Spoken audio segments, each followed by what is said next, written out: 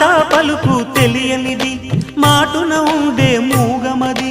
కమ్మని తలపుల కావ్యమయే కవితలు రాసే మౌనమది రాగల రోజుల ఊహలకి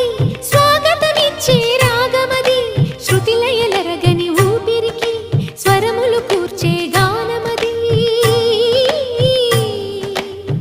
ఋతువుల రంగులు మార్చేది కల్పన కలిగిన మది భావం బ్రతుకును పాటగా మలిచేది మనసున కదిలిన మృదునా